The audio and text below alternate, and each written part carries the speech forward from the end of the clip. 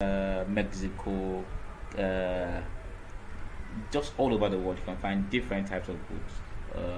And in West Africa, here we have Abura, we have Sapele, we have Walnut, Agba, um, we have Ebony, Gabon, Iroko, Mahogany, Masonia, Obeche, Zebrano. Basically, these are some woods we can find here in West Africa. And we're going to look at how we can start the process of producing wood. I would have talked about sustainable forest, but you can read about it yourself.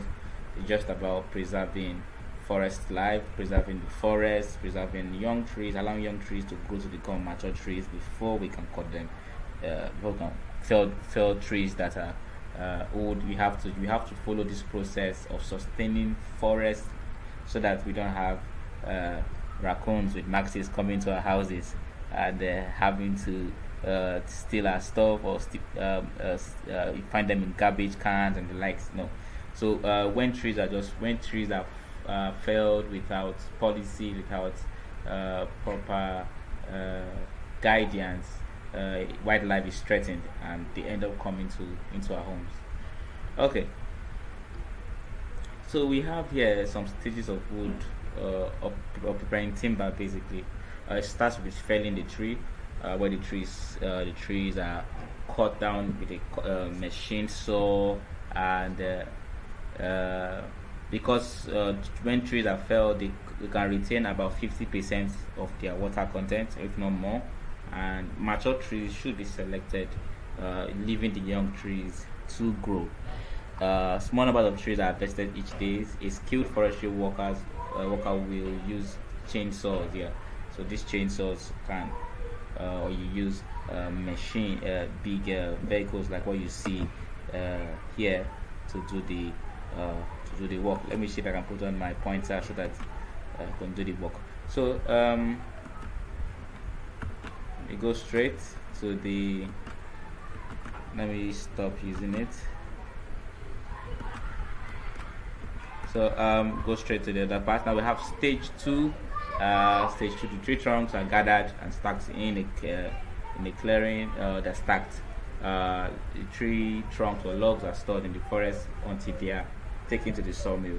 At the stage three, they're prepared to the sawmill where they are equipped using with lifting gears, and a large number of logs are transported by floating them in the river, or can be carried using vehicles like heavy long vehicles like this.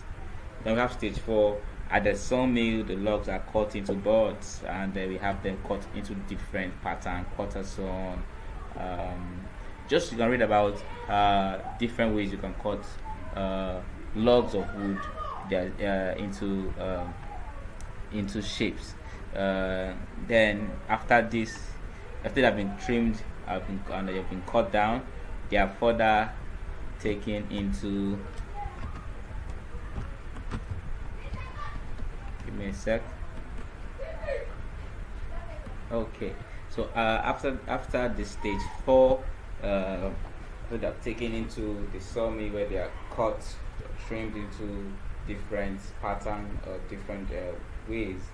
Uh, the first stage of conversion called breaking down, which means rough sawing. The second stage is resawing, either more accurate, precise cutting finish such as plane and further machining. The two types of rough sawing for the breakdown process are shown below. We have ends of the log are trimmed so that they are straight, while each trimmed log is cut into a board.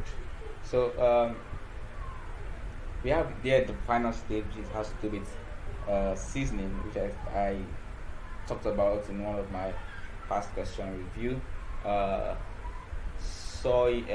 Seasoning wood is not adding spice or adding salt to the wood, or cutting some carrot, onions. No, it doesn't have to do with that. It has to do with reducing the water content in wood by exposing the wood to natural mediums such as air drying, or using artificial methods such as which is called kiln drying.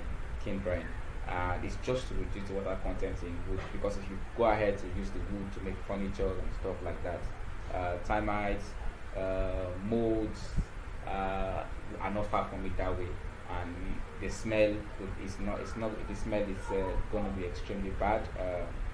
You'll be able to stay in the house with wet wood, and plus the wood will rot very quickly if not properly seasoned and treated. So you can go later. You can ask about the slide later. I can really give us the slide later. Then here we have here that there are difference between this game. This is the kiln seasoning, and this is the air seasoning. This is the natural method. This is the artificial method. So this one is faster. Actually, the kiln seasoning is faster than the air seasoning of wood. So for air seasoning, they are just kept in the shed, and they are exposed to sunlight, which allows air to flow through the spot stacks. It's open at two entrances here and here, the back and the front, so air can easily come in and dry out the wood. This one takes a lot of time. It takes a long time for wood like this, and you can only do quite a few. You need to have a lot of sheds like this if you want to do if you want to season a lot of wood. Then we have here kiln seasoning, which can do a lot more. You can see that you have more numbers of wood here that you can actually of lumber here that you can actually season or reduce the water content very quickly. So it's machined. You can see there's heat comes in and dries up the wood. There are different types. Basically, it's faster. It can take days for this one to be completed, but this one could take months for this to be completed. Then here we have other types: solar seasoning, microwave seasoning, chemical seasoning. These are other forms of seasoning under kiln seasoning you can use. If we strictly rely on natural seasoning, we won't have enough wood for furniture making and for other purposes. Okay, so that's it about production of wood. Then we have man-made boards. Man-made boards are artificial boards that are made from waste, either from waste or boards are trimmed and are used. They are glued together to form man-made boards. Take for instance block boards, chip boards, hard boards, medium density pilot, which is called MDF. It's a common man-made boards. They have their strong points. In classrooms, you have this type of block boards. They are used for tables. They could also be used for chairs, for dining tables, you name it, basically. So they are used for different purposes. And we have hard boards as well. They can be used for making ply boards. Other examples is a ply board as well.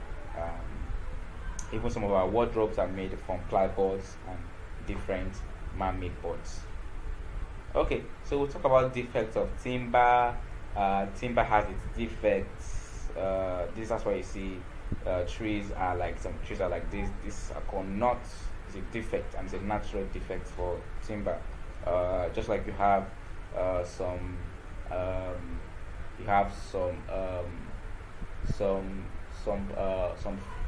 products that do not come out well during production or manufacturing. That's it. That's how you have some trees that have defects. So defects, we have the knots, which is an example of a natural defect. Shakes, ring shakes, cup shakes, star shakes, heart shakes, artificial defects, checks. For artificial defects, we have checks and warps. But basically, for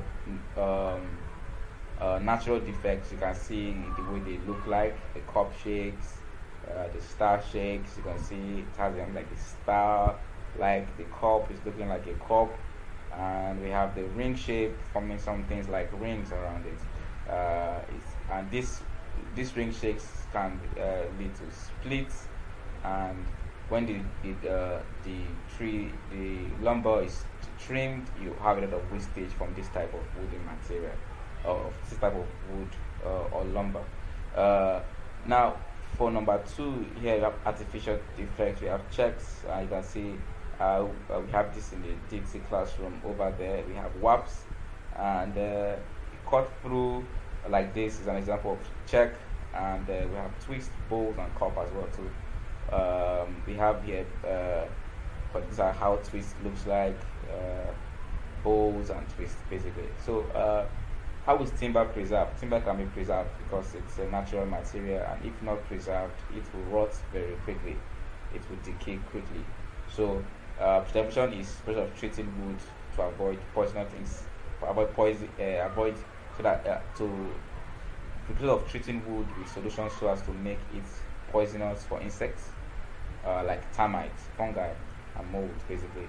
So solutions for these solutions, the solutions used for this purpose are referred to preservatives. Basically, you have tar oils, waterborne preservatives, solvent preservatives. Tar oil is very common. Oil from the solution of coal tar with kerosene would give us a blackish yellow solution called creosote. Creosote. We have waterborne preservative. The toxic chemicals in water that can be used to prevent termites. We have solvent preservatives also, and wood should be preserved. Other ways you can apply these preservatives are basically you can use brush, you can use spray method. Cold immersion, these are for large quantity of wood, and open tank method, these are for large when you are trying to preserve lots of wood or lots of timber. You can use that. Then you have veneer. Veneer is it's an example of a manufactured board, and they are produced by slicing, reeling method, eccentric saw method. Basically, you can read about veneers. They are quite useful. They are used to cover tops of wooden products or wooden workpiece. So we go straight to metals. Metals. So iron can be found all over the world in forms of rock.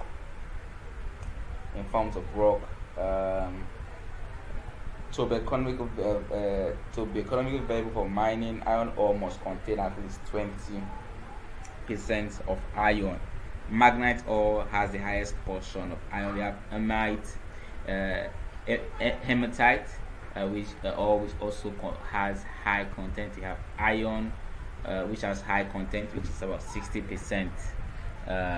All iron ore contains ferric oxide, and it's from this that iron is extracted. Approximately 2 billion tons of iron ore are mined each day. They are mined each day. So Nigeria can go into metal exportation. Basically, that's why we have Jakarta Steel, but it has not been functioning for years now, for decades now, and it's a big blow for us because we can also produce our own iron rods, produce our own metal products, but our Jakarta has not been functioning. It's in Ogun State. It's not been functioning for years. Okay, now a good way to actually produce iron is using the blast furnace, and the blast furnace produces for us what we call the pig iron, which is called dirty iron. So as the name implies, pig iron, it means dirty iron, which can then be refined to form other types of metal products or different types of iron, like the cast iron and the likes. So a simple diagram shows here the major materials needed for iron, for pig iron production. We have the iron ore, we have the coke and limestone, and we have scrap, metal scrap. So these are some materials you can use